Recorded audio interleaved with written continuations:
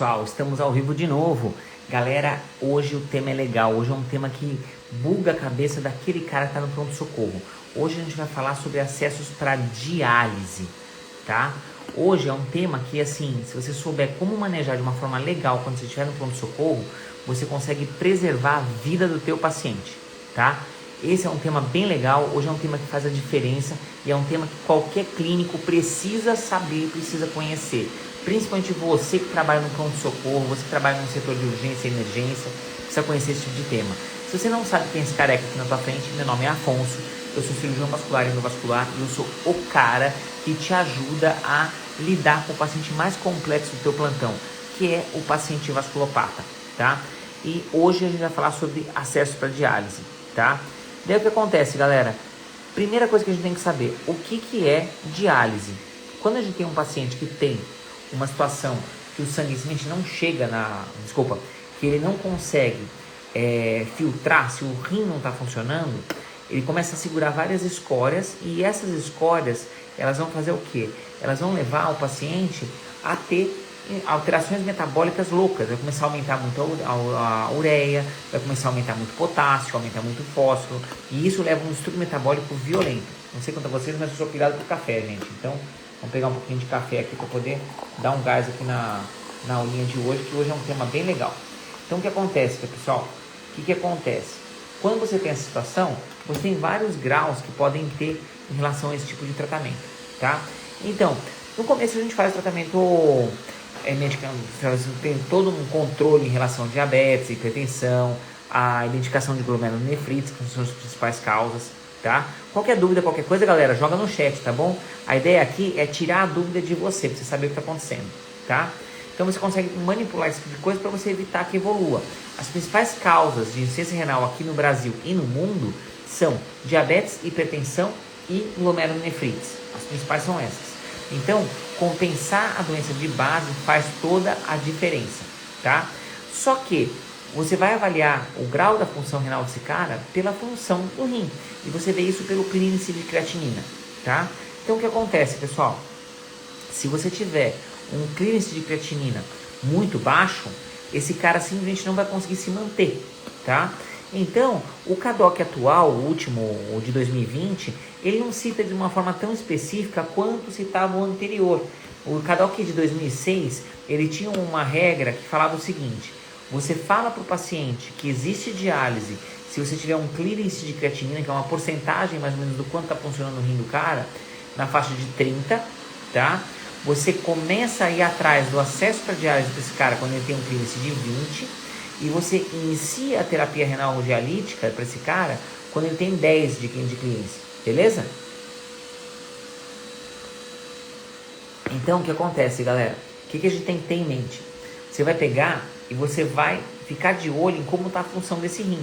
O clearance de creatinina é comparar quanto tem a creatinina sérica do cara com o quanto está saindo na urina. Daí você consegue fazer uma razão ali, você consegue ter uma ideia de como está a situação, tá?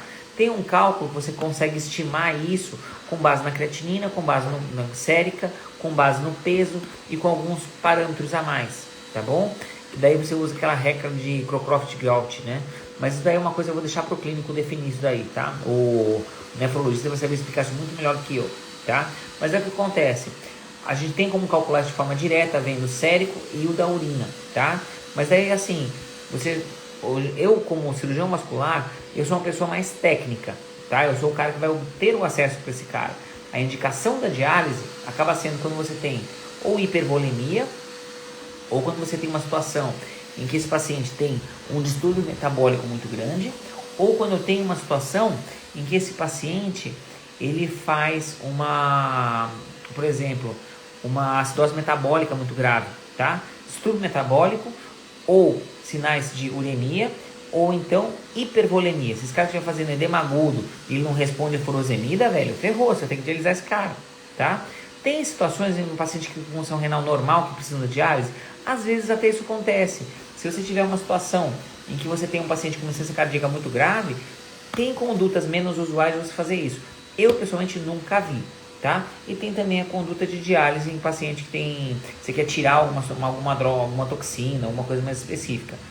Sinceramente, não é rotina. O que eu vejo na insuficiência renal, tá? E daí o que acontece? Para você dialisar, como é que você faz para tirar as escórias do sangue do teu paciente? Vocês conhecem algum método, galera? Joga no chat para mim, só para ver se vocês estão junto comigo. O que a gente tem é o seguinte, galera. Você pode fazer por duas vias, tá? Você pode fazer pelo sangue ou pelo peritônio, tá? Pelo sangue, o que eu faço? Eu tenho um jeito de puxar sangue de forma rápida, filtro numa máquina. Essa máquina vai ter um capilar que vai fazer essa diálise, vai separar as escórias, pode separar excesso de líquido, você manipula de acordo com a solução do banho da diálise que esse paciente vai usar, e você devolve para o paciente esse sangue de volta já filtrado. Você faz como se fosse um rim artificial externo, certo? E geralmente quando o paciente é crônico, essa diálise ela é feita em sessões 3 vezes por semana, tá? Tem situação que é feito mais vezes, tem situação que é feito menos vezes, mas a rotina é fazer 3 vezes por semana, em sessões de 4 horas, certo?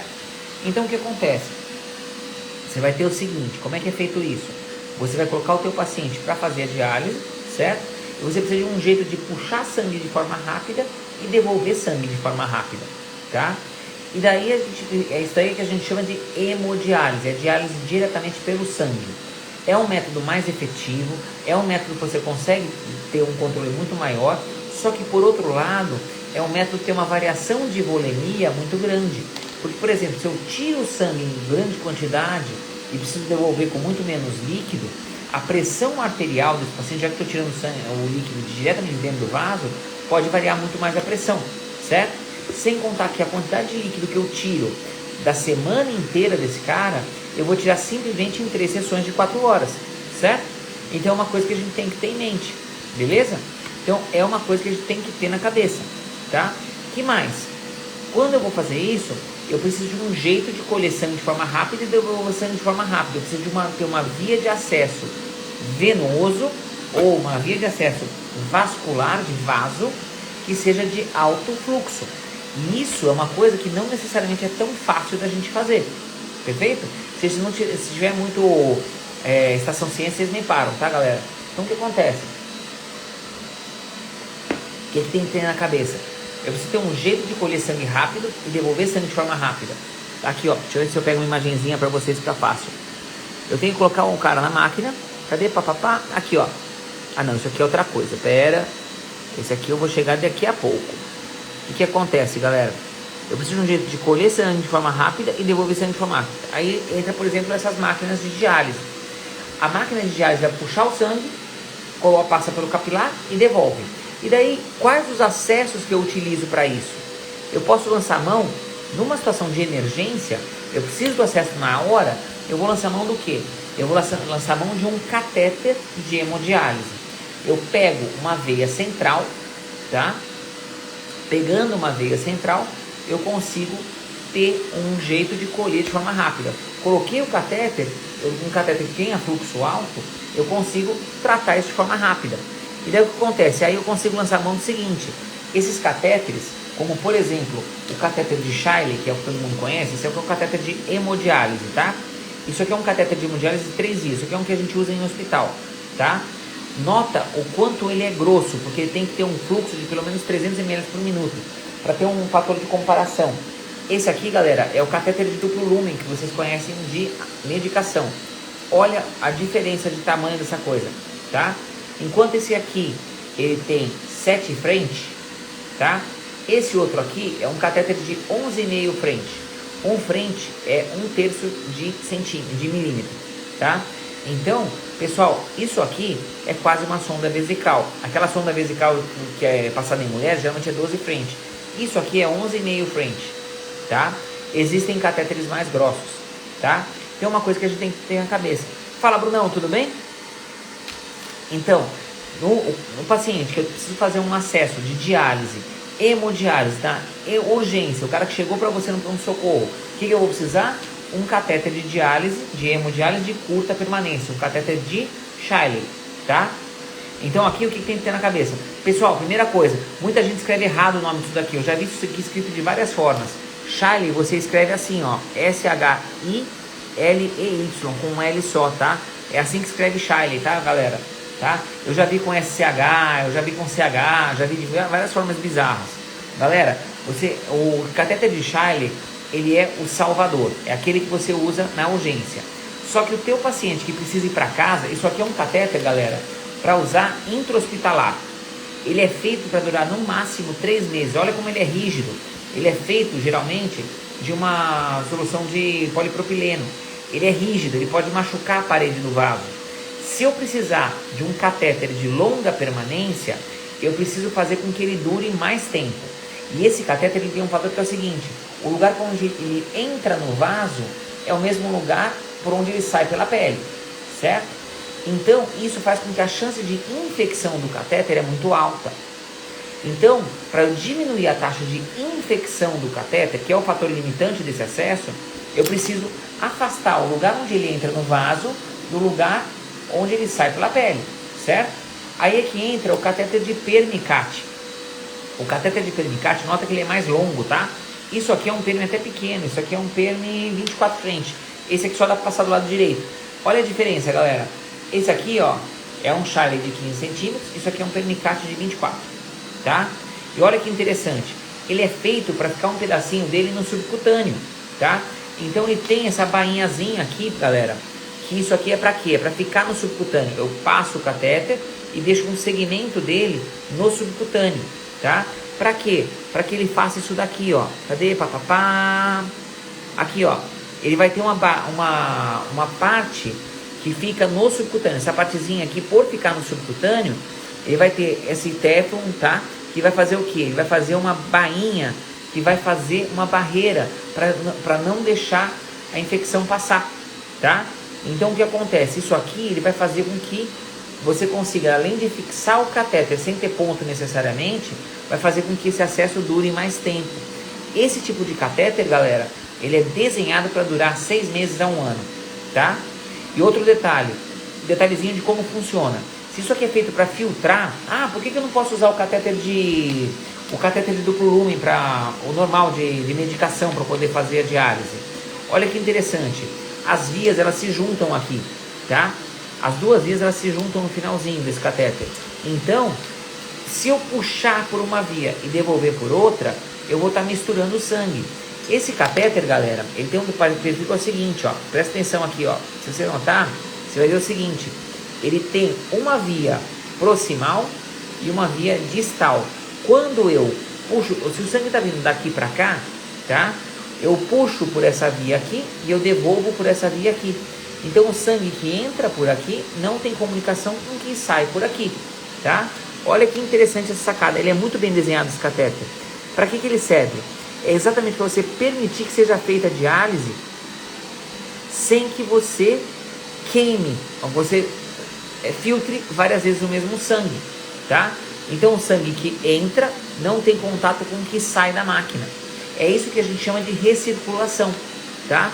Tanto é que às vezes quando acontece de entupir uma das vias, é comum o pessoal da diálise falar: o catéter só funciona invertido. O que é invertido? Ao invés de eu puxar pela via vermelha, que é essa via daqui, eu puxo por essa. Então o que acontece? O sangue está vindo daqui para cá. Se eu puxar por essa via aqui e devolver por essa, eu vou ter o potencial de filtrar várias vezes o mesmo sangue. E isso faz com que a qualidade da diálise diminua. Eu vou começar a ficar dialisando várias vezes o mesmo sangue e eu vou ter uma variação entre ureia pré-diálise e pós-diálise menor. E isso daí faz parte de um cálculo que define única e exclusivamente a qualidade do catéter, que é o KTV, tá? E daí o que acontece? De acordo com o KTV, eu consigo saber se o catéter está tendo, o acesso está tendo uma qualidade boa ou não. Tá fazendo sentido para vocês? Estão junto comigo? Então, galera, o que tem que ter na cabeça? Os acessos para diálise, eles têm durabilidade, tá? No paciente que precisa de um acesso para muito mais tempo, eu posso lançar mão de uma outra coisa chamada fístula arteriovenosa. Então, o que eu faço? Eu costuro uma veia numa artéria, uma veia superficial na artéria do paciente, e daí eu arterializo uma veia superficial. Essa imagenzinha que está aqui embaixo é o que? É uma fístula arteriovenosa. Eu faço uma comunicação arterial. Nota que eu não uso nenhum tipo de material que não é do paciente. Então a chance de infecção aqui é muito menor, infinitamente menor. Uma fístula dessas tem uma patência média de em torno de 3 anos. Mas, dependendo da forma como o paciente cuida desse acesso, pode durar mais de 10 anos, 15 anos. Eu tenho um paciente que acompanha comigo que tem mais de 15 anos de acesso, 20 anos de acesso, tá? Vou tirar essa imagem daqui para não ser chutado do YouTube, do Instagram, tá? Então, galera, tem que ter na cabeça isso, beleza? Então, o que acontece, galera? Vamos fazer o seguinte, ó. Pense nos acessos do teu paciente. Se você imaginar que o paciente que precisa dialisar e ele precisa por um tempo muito prolongado, ele usa as veias dos braços. Se você tem um paciente que tem uma função renal mais limítrofe, o que você precisa orientar o teu paciente? Não deixa pegar veia à toa. E qualquer veia do punho para cima, a gente pode usar para fazer fístula. Então, paciente tem função renal alterada, vai colher exame do punho da mão, do dorso da mão. Eu sei que é mais doído, eu sei que é mais chatinho, mas é uma coisa que vai ajudar bastante. Isso tudo em relação à hemodiálise. Mas tem outra forma de dialisar? Tem. A gente pode usar uma outra coisa, essa daqui eu não tenho aqui. A gente pode usar um tipo de catéter, que é o catéter de Tenkoff, que é esse daqui de baixo. Que eu coloco a ponta do catéter aonde? Eu coloco esse rabo de porco lá na barriga do paciente. Eu coloco no fundo de saco de Douglas. Então o que acontece? Eu coloco no peritônio, eu jogo uma solução, um banho de líquido no peritônio e o peritônio faz essas trocas. E daí eu deixo esse líquido durante a noite e depois o que eu faço? Eu puxo ele de volta. É isso que a gente chama de diálise peritoneal. Quando eu faço isso, o que acontece? Eu consigo deixar o paciente dialisando durante a noite. E daí ele vai fazer o quê? Ele vai dialisar de segunda a sexta por um período muito mais longo e isso permite que ele consiga ter uma variação de volemia muito menor do que o cara que está fazendo a hemodiálise. Porque tudo que ele vai soltar de urina da semana inteira, ele vai soltar durante todas as noites. E não só num período de 4 horas, 3 vezes por semana.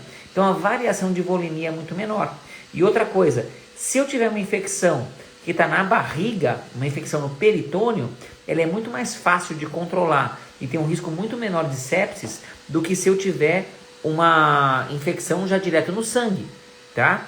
Então, o que acontece? Quando eu faço a diálise peritoneal, essa imagem não ficou legal, eu coloco o líquido dentro da cavidade e o peritônio que faz as trocas, tá? E daí o que acontece?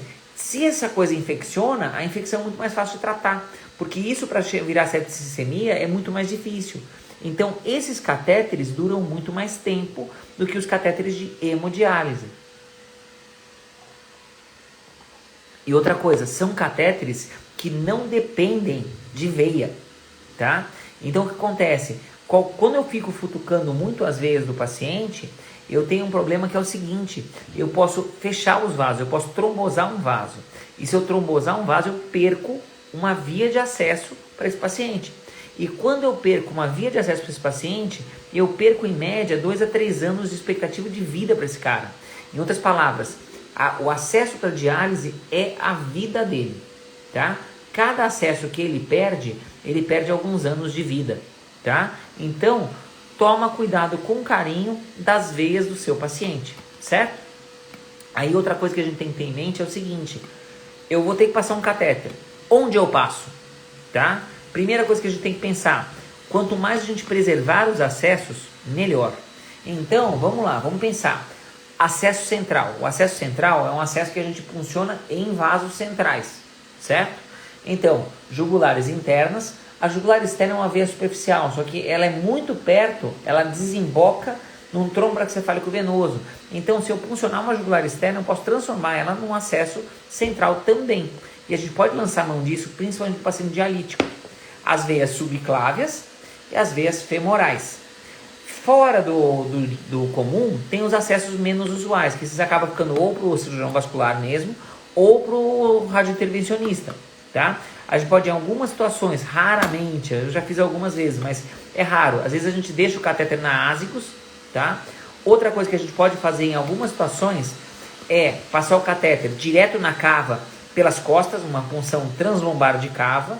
Outra coisa que a gente pode fazer em situação mais de emergência, em situação mais extrema, passar o catéter na suprahepática para uma punção transpareta hepática, ou, medidas de emergência, eu posso passar um catéter transapical. Eu punciono e largo já direto dentro do ventrículo, tá? Então, como que eu faço? Como que eu vou escolher o acesso do meu paciente? Preserve os acessos, tá? Você tem a jugular interna direita, tá? Que o trajeto é bem retilíneo e cai direto na cava superior. É um trajeto reto que cai direto no átrio direito, certo? Então, se o teu catéter ele vai reto, a chance dele bater na parede do vaso é muito menor. Então, a chance dele fazer trombose de vasos centrais é muito menor, tá? Se eu passar um catéter na jugular esquerda, ou se eu passar um catéter numa das subclávias, o que acontece? Eu vou machucar a parede do vaso. Para passar o catéter na jugular esquerda, por exemplo, ele faz uma curva de quase 90 e uma outra curva de quase 90. Quem já viu um acesso central na jugular esquerda, vocês sabem que ele vai fazer um raio-x mais ou menos assim, ó. Então o que acontece? Ele vai bater muito na parede desse vaso e muito na parede desse vaso aqui. Ele pode machucar e fazer trombose. Em especial catéteres de diálise de curta permanência, que são mais rígidos, podem machucar bem, tá? Então o que acontece? Se eu perder uma jugular esquerda, ou uma subclávia, em especial subclávias, se eu fechar uma subclávia, eu perdi todas as possibilidades de fístula arteriovenosa do mesmo lado. E dá pra gente fazer em torno de 20 fístulas em cada membro, tá? Então, você imagina quanto de chance eu estou dando de sobrevida para esse cara se eu preservo os acessos. Beleza? Então tem que ter isso na cabeça, tá? Que mais? Quando chega o rim para esse cara, o que eu tenho que pensar? O rim eu coloco aonde? O lugar mais comum da gente colocar é nos vasos ilíacos, tá? Então o que acontece? Eu vou colocar esse rim, eu vou implantar o rim na ilíaca. Se eu coloco, por exemplo, se eu estou colocando o meu catéter na jugular direita, o meu catéter está na cava superior, está no trunco cefálico venoso, certo?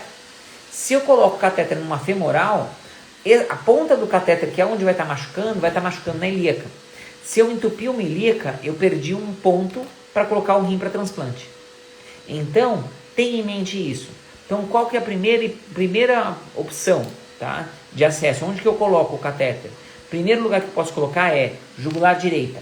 Então, teu paciente é renal dialítico e vai precisar passar um catéter central, eu coloco de preferência o meu duplo lumen do lado esquerdo. Por quê? Para preservar o lado direito para o catéter de diálise, se esse cara precisar, tá? Segunda coisa, não deu, passei o catéter aqui, não deu, onde que eu vou passar? Externa do lado direito. Não deu, interna do lado esquerdo. Não deu, externa do lado esquerdo. Não deu, eu pulo para uma das femorais, sendo que a outra eu preservo para o transplante, tá? Não deu, onde que eu posso passar? Próximo acesso, aí começa a vir para subclávias, por exemplo. Aí a gente começa a vir naquele paciente que já está em escassez de acesso, tá? Não deu, para onde eu posso fazer? Aí eu começo a lançar a mão das bizarrices. Aí existe a punção translombar de cava, que geralmente é o radiointervencionista que acaba fazendo. Não tem cava inferior, não tem cava infrarrenal aberta. Aí eu penso na transparente hepática. Não tem. Aí eu faço um transapical. Não tem. Aí, velho, aí é guerra civil, tá? Aí a gente já faz um paciente que está em escassez de acesso total, tá? Então é uma coisa que a gente tem que levar em conta, tá? Essa sequência é fundamental de você ter na cabeça, tá? E outra coisa que a gente tem que ter na cabeça, no paciente que é crônico, como que eu vou escolher o acesso, tá? Todo paciente precisa de fístula. Isso daí era uma coisa que a gente tinha de conceito até na faixa de 2006, 2007. Foi um paradigma quando saiu isso em 2019. Quando eu fiz o meu mestrado de acesso, uma coisa que a gente tinha de conceito era fístula first. Sempre faz a fístula primeiro. É o que mais dura, é o principal acesso. Só que o que acontece é o seguinte, galera. Quando passou o tempo, o que a gente percebeu foi o seguinte.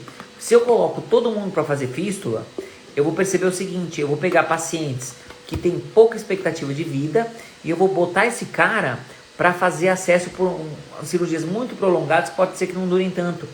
Então o que acontece? Nem todo paciente se beneficia de uma fístula, tá? Então a gente tem que ver o que a gente chama de life plan do paciente. Isso daí é com base no CADOC, no Consenso Americano de 2020. Ele foi publicado em 2019 e a versão final foi em 2020. Você tem que ver qual a expectativa de vida desse paciente, qual que é o prognóstico desse paciente, como que ele é de veia e como que é a durabilidade desse paciente. Tem que ver como é que ele está, certo? Nem todo paciente tem benefício com uma fístula. Se o teu paciente tem uma expectativa de vida longa, tá? Vamos pensar assim, teu paciente é jovem, tem uma expectativa de vida longa e ele tem provavelmente um doador intervivos com uma diálise precoce, faz mais sentido, ao invés de eu fazer uma fístula que vai ficar para a vida inteira do cara, eu passar um catéter de longa permanência para ele poder ir para casa, tá? Para ele poder transplantar rápido e quando eu tirar, ele fica sem sequela nenhuma. Se esse paciente ele não tem expectativa de doador intervivos e ele tem uma expectativa de vida longa e ele tem veias passíveis, eu posso pensar numa fístula baixa. Uma fístula abaixo uma fístula de punho é a que dura mais tempo, só que é a fístula que tem maior taxa de falha, tá? A taxa de falha em 3 meses é de 30%. Até 30% das fístulas de punho simplesmente não maturam a ponto de poder ser utilizadas. Então, se eu tenho um paciente que eu tenho que ir para o tiro certo, eu passo para uma fístula alta. É uma coisa que tem que ter em mente. Ou, se a veia desse paciente é muito ruim, a ideia de usar um enxerto protético, usar uma prótese, acaba sendo mais interessante, tá? É um paradigma que a gente pensava antes de forma diferente. O CADOC de 2006 falava outra coisa, falava de fazer fístula em todo mundo. Hoje a gente tem que olhar qual a expectativa de vida desse paciente, certo? E qual que é a programação dele, tá? Se o teu paciente ele tem poucas opções de acesso, às vezes ele vai se beneficiar de uma diálise peritoneal, tá? Se você tem um paciente que não tem veia, ou a opção de acesso dele é muito complicada, o paciente é um pouquinho mais restrito, a diálise peritoneal começa a ficar interessante, tá? Se o teu paciente tem o abdômen muito mexido, tem muita cirurgia prévia no abdômen, aí não é legal a diálise peritoneal, ele vai acabar tendo muita complicação com ela, aí a hemo começa a ficar interessante. Tá bom? Tá fazendo sentido? A coisa é um pouquinho mais complexa, a gente tem que ver caso a caso. Se você tem um paciente que, por exemplo, ele tem uma idade um pouco mais avançada, certo? E ele tem uma expectativa de vida um pouco mais longa, sei lá, tem uma expectativa de vida além de 5 anos, mas ele tem uma idade mais avançada, eu preciso ir para o tiro certo, eu não posso submeter ele a várias cirurgias.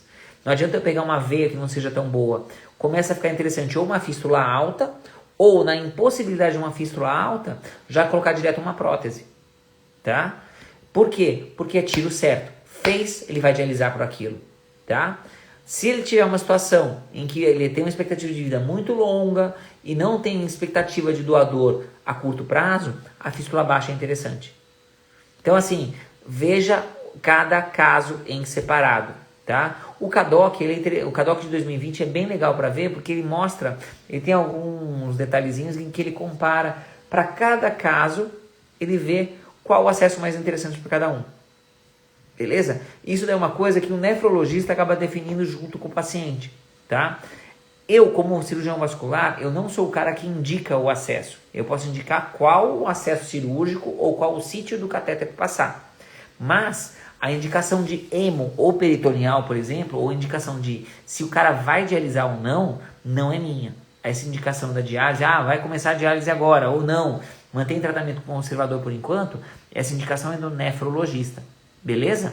Mas o cara que está na porta do pronto-socorro, esse cara tem que saber qual que é o acesso adequado, já que ele vai estar conduzindo a insuficiência renal desse paciente. E sabendo que esse cara de antemão ele tem uma função renal limítrofe, o ato de preservar os acessos aumenta a sobrevida dele. Então tenha em mente isso para você poder levar em consideração. Isso faz toda a diferença e aumenta a expectativa de vida do cara. Se você conseguir olhar de forma estratégica como que esse paciente tá, quais os tipos de acesso você pode lhe dar, você vai aumentar a sobrevida desse cara. Beleza? Tá fazendo sentido, pessoal? Vocês estão comigo? Então, assim, pessoal, é uma coisa que a gente tem que ter em mente, tá bom? Quando eu tenho veia, eu posso usar uma coisa mais simples, tá? Eu posso fazer fístulas diretas, tá? Se eu não tenho nenhuma veia fácil para fazer o acesso, eu posso pegar o quê? Eu posso pegar uma prótese e eu pego uma veia profunda e uma artéria profunda e eu faço um enxerto arteriovenoso. Cadê aqui, ó? Eu posso fazer um desse aqui, ó. Eu posso colocar de um jeito que, sem o cara ter nenhuma veia superficial, eu posso fazer de um jeito que a punção com duas agulhas eu consigo dialisar, não fica nada para fora, fica mais fácil do cara ter qualidade de vida, igualzinho qualquer outra fístula. Só que daí o que acontece? Sem nenhuma veia. Só que para isso eu preciso ter a veia, eu preciso ter deságue, eu preciso ter o trombo cefálico venoso aberto. Senão o cara não consegue fazer isso. Tá fazendo sentido isso, pessoal? Vocês estão comigo? Então, assim, escolher o acesso é o que vai fazer a pessoa ter mais qualidade de vida, tá?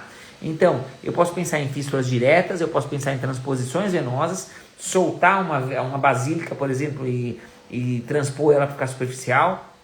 Eu posso superficializar, às vezes, uma artéria braquial e fazer isso daí, uma anastomose uma veia braquial e anastomose na artéria. Eu posso, por exemplo, colocar um enxerto, tá? Cada caso é um caso. E a definição de qual fístula a gente vai usar, essa sim é do vascular. Sou eu que decido qual a fístula que eu vou fazer. Só que aí a definição tem que ser em conjunto com o nefrologista. A gente joga junto nesse caso. O paciente é de todos, beleza? E o que tem que ter em mente é o seguinte: escolher de forma racional os acessos, de uma forma que você não queime, às vezes, esse cara. Se eu fizer direto uma fístula alta, eu queimo a possibilidade de fazer fístulas baixas, tá? Se eu queimar acessos, depois quando esse cara ficar numa situação de ter perdido uma veia mais proximal, eu fico sem opção. E imagina você chegar para um paciente e falar assim: olha, você precisa dialisar e eu não tenho por onde fazer isso. Aí você condena a vida do cara, tá? Você, quando olha o teu paciente e escolhe o acesso mais adequado para ele, você tem o poder de dar uma esperança para ele poder chegar num transplante e ter uma veia adequada para fazer esse transplante, beleza? A gente fez uma live um pouquinho mais rápida aqui, tá? Então, assim, a gente pegou o que você tem que levar em consideração na hora de escolher o acesso para hemodiálise do seu paciente. Seja ele no pronto-socorro, seja ele no consultório, no ambulatório. Leve em consideração qual a expectativa de vida dele, leve em consideração como que ele é de veia, leve em consideração qual que é o prognóstico dele para transplante. Tá? Nem todo paciente se beneficia de fístula. Isso é uma coisa que mudou, não tem tanto tempo. Esse conceito a gente tem há no máximo 5 anos. E é uma coisa que nem todo mundo tem até hoje. Beleza? Alguém ficou com alguma dúvida? Alguém quer que fale alguma coisa aqui sobre... Alguém tem alguma dúvida sobre os acessos para diálise, seja hemodiálise, diálise peritoneal? Alguém quer jogar alguma dúvida aí ao vivo, pessoal? Tem uma galerinha aí que está online que eu tô vendo. Alguém quer conversar alguma coisa? Quer ficar alguma dúvida? Galera, essa live ela vai ficar no ar por enquanto pelo Instagram. Assim que eu voltar a organizar aqui as coisas, eu vou voltar a deixar elas só no YouTube, tá? E depois elas ficam por um tempo e daí ficam para um período bem mais longo para os nossos alunos do curso 10 em 12. 10 anos de experiência em vascular em 12 semanas, tá? Saiba como resolver o teu paciente mais complexo do teu dia a dia, que é o paciente vasculopata. E é o paciente que praticamente todo clínico, todo médico tem que saber lidar. Todos eles vão lidar em algum momento. Porque a aterosclerose, a doença do século, tá? Todo mundo tem placa de ateroma, galera. Então todo mundo tem alguma coisa, tá bom? Então tem que levar em consideração. Todo mínimo você vai encontrar um paciente com varizes, você vai precisar saber lidar.